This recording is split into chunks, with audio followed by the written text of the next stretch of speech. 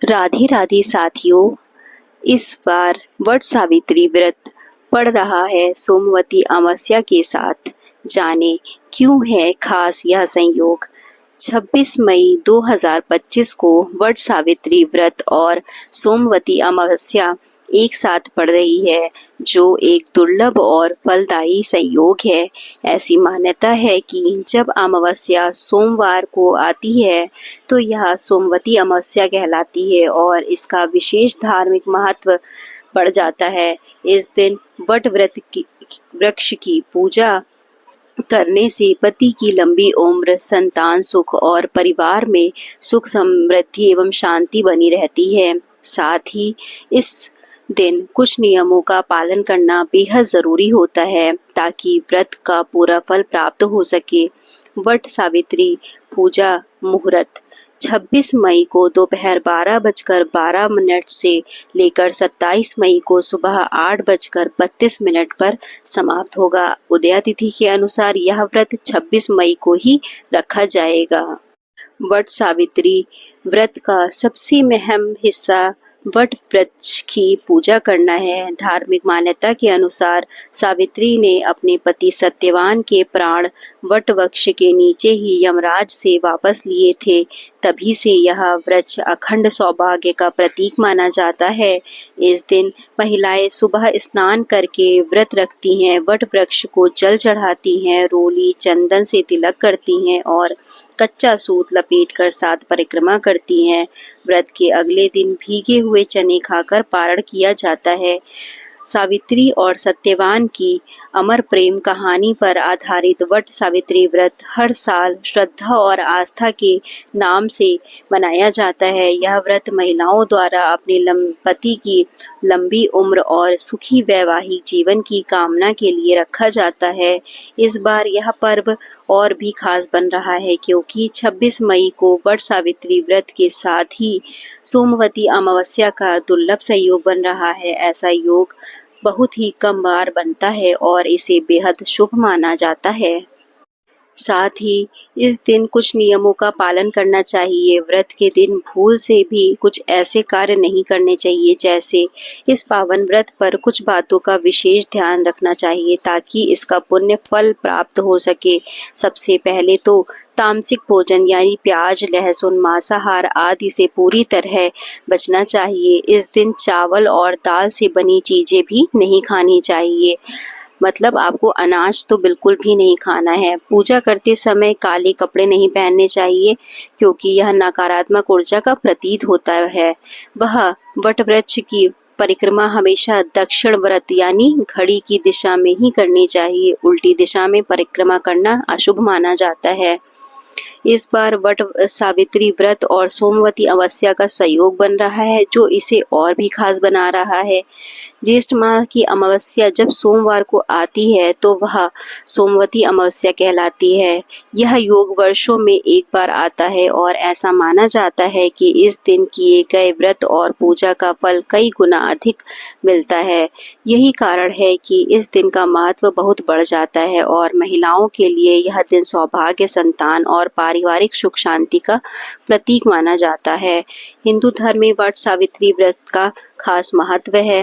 अपने उत्तर भारत में यह व्रत ज्येष्ठ अमावस्या के दिन मनाया जाता है, जो इस बार 26 मई को पड़ रही है। वहीं महाराष्ट्र, गुजरात और दक्षिण भारत में इसे उत्तर भारत की तुलना में लगभग 15 दिन बाद मनाया जाता है।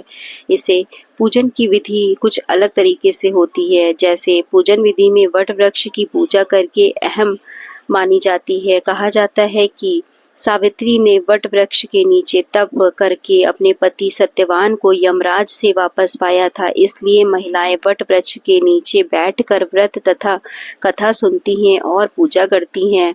इस दिन पूजा के लिए कुछ विशेष सामग्रियां तैयार करनी रहती हैं। एक डलिया या बांस की टोकरी जिसमें सारी पूजा की सामग्री रखनी पड़ेगी। मिट्टी से बने सावित्री और सत्यवान की प्रतिमाएं, दिया, घी या फिर तेल जैसे भी आप जलाना चाहें। रुई की बत्ती होनी चाहिए, माचिस, धूप बत्ती, फूल, केला व अन्य फल, पान, सुपारी, लाल धागा, कच्चा सूत जिससे हम वट वृक्ष में परिक्रमा करते समय उसको लपेटेंगे। लाल व अन्य कोई रंग की 2 चुनरी या कपड़े होने चाहिए।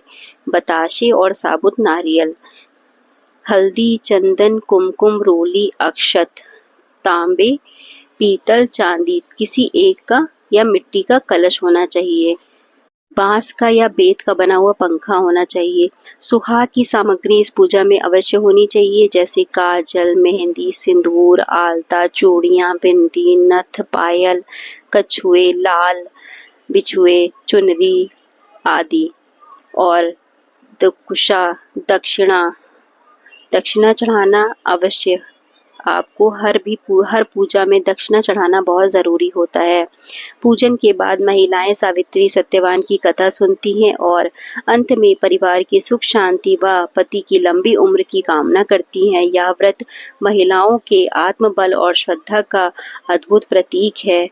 वट सावित्री पूजा एक महत्वपूर्ण हिंदू त्योहार है, जिसमें बरगद के पेड़ की पूजा की जाती है और विवाहित महिलाएं उपवास रखती हैं।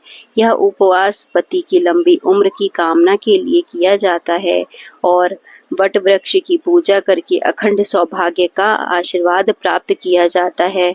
बरगद की पूजा की परंपरा प्राचीन काल से चली आ रही है और मान्यता है कि यह व्रत सबसे पहले सावित्री ने किया था, जिन्होंने यमराज से अपने पति का जीवन वापस मांगा था। परंपरागत रूप से इस दिन महिलाएं उपवास रखती हैं, वट वृक्ष की पूजा करती हैं और सत्यवान सावित्री की कथा सुनती हैं। लेकिन एक प्रश्न अक्सर उठता है, क्या महिलाएं मासिक धर्म के दौरान वट सावित्री व्रत रख सकती हैं?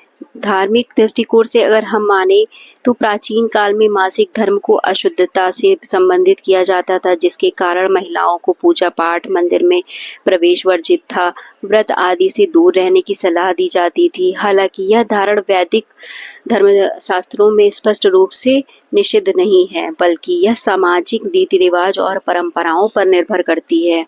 बल्कि अगर हम देखें तो वट सावित्री व्रत कर रही हैं, आपकी शंका का जवाब यहाँ पर आपको जरूर मिलेगा, क्योंकि धार्मिक दृष्टिकोण से अगर हम देखें तो वर्तमान समय में अनेक विद्वान और धार्मिक नेता यह मानते हैं कि माहवारी एक स्वाभाविक शारीरिक प्रक्रिया है, ना कि कोई अशुद्धता। इसलिए यदि कोई महिला पीरियड्स के दौरान उपवास रखना चाहती है तो उसे ऐसा करने से कोई नहीं रोकता।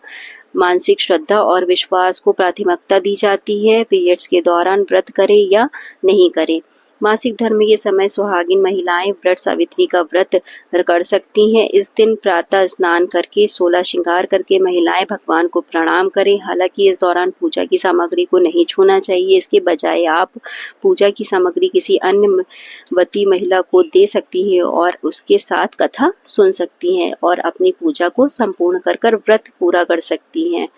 धन्यवाद।